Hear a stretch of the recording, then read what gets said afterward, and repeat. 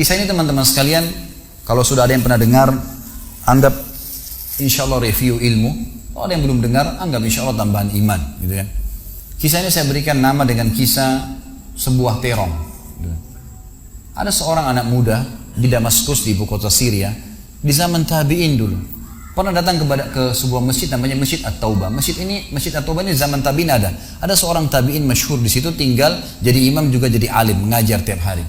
Anak muda ini datang lalu berkata, wahai imam kalau kita kiai, wahai imam, saya datang dari luar Damaskus, ya, miskin, tidak punya apa-apa, tapi saya mau belajar agama. Boleh nggak saya numpang tinggal di masjid bersama anda? Saya bantu-bantu lalu saya hidup bersama anda, maksudnya makan minum bersama anda. Kata ya syekh itu, silahkan, nggak masalah. Tapi harus sabar, ya ikutin kehidupan saya, apa yang saya makan kau makan, apa yang saya minum kau minum. Kata anak muda ini, baiklah. Anak muda ini cerita, dia bilang setelah 3 bulan saya tinggal dengan syekh saya, ternyata syekh saya ini orangnya sangat zuhud, luar biasa. Ada makanan makan, tidak ada makanan puasa. Dan hari ini sudah 3 hari kami puasa. Sahur dengan sebutir kurma segelas air, buka puasa juga begitu. Tapi ini sudah hari ketiga, syekh saya masih kuat, saya sudah tidak kuat lagi, dia bilang. Saking tidak kuatnya saya bungkukkan punggung saya, menekan perut saya supaya lapar saya hilang.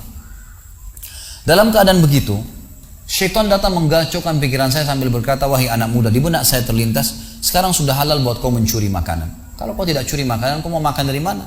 Akan mati kelaparan. Minta sama gurumu nggak punya. Minta-minta sama orang, gurumu larang, minta-minta sama orang. Sekarang kau curi makanan sepotong roti, yang penting tidak mati kelaparan. Dia bilang dalam kondisi saya berkecamuk pikiran syaitan begitu, saya berpikir mencuri makanan di rumah di sebelah masjid. Zaman dulu teman-teman sekalian, dinding masjid tidak seperti kita sekarang ada tembok. Jadi zaman dulu itu tuh bisa dari tanah liat, atau kalau mau kuat, batang kurma ditebang atasnya, ditebang akarnya, ditancapin, lalu didempet-dempetin. Jadi dinding yang kuat. Dan rumah orang sama masjid berdempetan dindingnya. Dia naiklah dinding masjid, dari belakang masjid dia naik mau mencuri makanan. Di rumah yang pertama dia mau masuk mencuri di sebelah masjid, itu dia lihat ada 3 perempuan yang tidak tutup auratnya, lagi nunun kulit domba. Dia alihkan pandangannya karena dia tahu yang bukan mahramnya haram untuk melihatnya. Dan itu bukan tujuannya, dia ingin cari makanan. Dia pindah ke rumah kedua.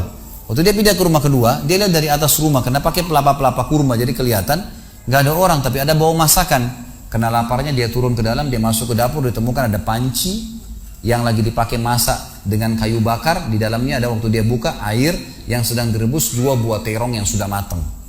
Karena lapar sekali, diambil sama dia terong 1 lalu digigit.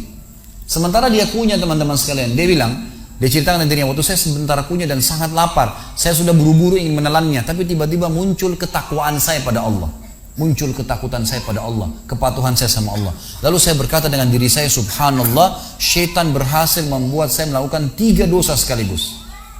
Yang pertama, masuk rumah orang tanpa izin, dosa. Yang kedua, mencuri, mengambil terong itu. Dan yang ketiga, saya sedang memakan makanan yang haram. 3 dosa sekaligus.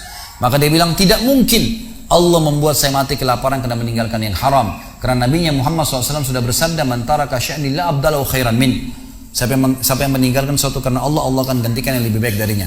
Lalu saya lempar gumpalan makanan terong itu ke lantai dapur tersebut, lalu saya kembali ke masjid.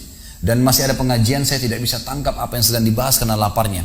Waktu bubar pengajian, dia bilang, guru saya duduk di kursinya, saya pun duduk di tiang salah satu masjid. Ada satu orang tua di belakang masjid. Lalu masuklah seorang wanita dari pintu masjid bercadar, berbicara dengan guru saya sambil guru saya menundukkan pandangannya. Setelah itu guru saya mengangkat kepalanya lalu melihat ke arah saya dan memanggil, kesinilah muridku. Datanglah saya, kata anak muda ini. Lalu ditanya oleh guru saya, apa kau sudah menikah? Dijawab oleh muridnya, belum. Lalu ditanya 2 kali, apa kau ingin menikah? Dia tidak jawab. Apa kau ingin menikah? Tidak jawab. Sampai 3 kali, apa kau ingin menikah? Dia tidak jawab. Lalu kata anak muda ini, wahai imam, wahai syekh, ya guru saya setelah Allah subhanahu wa ta'ala, hidup saya bergantung pada anda. Apa yang anda makan, saya makan. Apa yang anda minum, saya minum. Sekarang sudah 3 hari kita punya makanan dan minuman, puasa. Dan saya sangat lapar. Kalau saya nikah, saya mau beri makan dari mana istri saya? Lalu kata syekhnya, ini perempuan di sebelah saya yang bercadar baru selesai masa iddah meninggal suaminya 4 bulan 10 hari. Dan dia ditinggalkan harta yang cukup, dia masih muda, dia takut fitnah. Dia ingin saya carikan jodoh, saya anggap kamu cocok. Kamu mau? Dia bilang iya. Tanya perempuan, kamu mau? Dia bilang iya. Syekhnya keluarin kendi dari kamar, dikasihkan jadi mahar, panggil walinya perempuan, panggil 2 saksi, kalimat akad, selesai. Hitungan menit nih. Lalu kata syekhnya, pulanglah ke rumah istrimu. Saatnya sekarang kamu pulang, udah. Nanti kalau mau sholat, mau ibadah, silakan datang ke masjid. Sudah nggak perlu lagi numpang di masjid gitu. Pulanglah dia sama istrinya. Dia ceritain, dia maksud saya jalan sama istri saya masih malu-malu, baru nikah. Dan ini kan memang hitungan menit nih, ya. Dia baru tadi kelaparan, tiba-tiba sekarang sudah nikah gitu. Dia bilang saya jalan keluar dari masjid, lewat di rumah pertama yang dia tadi manjat mencuri, mau mencuri, dilewatin sama istrinya. Begitu masuk, tiba di depan pintu rumah kedua yang dia manjat, gitu kan, istrinya berhenti, buka pintu rumah lalu berkata, masuklah suamiku, ini rumah kita. Rumah yang tadi dia mencuri nih. Maka dia pun bilang, saya masuk ke ruang tamu, saya melihat di atas, ini benar rumah tadi yang saya masuk mencuri. Istrinya bilang, wahai suamiku, tadi saya dengar Anda sudah 3 hari nggak makan, mau makan? Dia bilang, iya. Istrinya masuk ke dapur, ditemukan apa? Panci terbuka, terong yang sudah digigit. Ini kisah nyata nih. Tiba-tiba perempuan ini bilang, siapa yang makan terong saya? Spontan gitu, teriak gitu kan. Pada saat dia teriak, maka si laki-laki ini mengucapkan kalimat begini. Ini dari saksi bahasan kita. Dia mengatakan, kesinilah istriku. Demi Allah begini ceritanya. Kronologisnya saya manjat, saya turun, saya lapar, saya makan. Dan demi Allah sebelum saya telan, karena saya takut sama Allah, saya lempar ke dapur, ke lantai dapurmu dan belum kering tuh. Gitu kan. Maka perempuan ini mengucapkan kalimat, saya berharap semua muslimah di belakang sana juga punya iman seperti ini.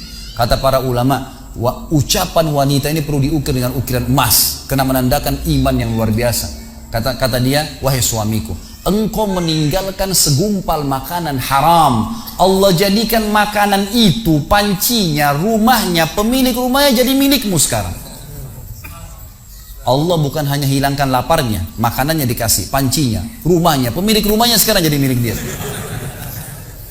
Orang yang bertakwa kepada Allah diberikan jalan keluar, teman-teman sekalian. Jadi bertakwalah sama Allah, hanya patuh dan tunduk kepadanya. Semua yang baik di mata Allah, semua yang buruk juga di mata Allah SWT. Dan jangan pedulikan urusan dunia ini, jalankan sesuai dengan apa yang Allah SWT inginkan. Allahu a'lam.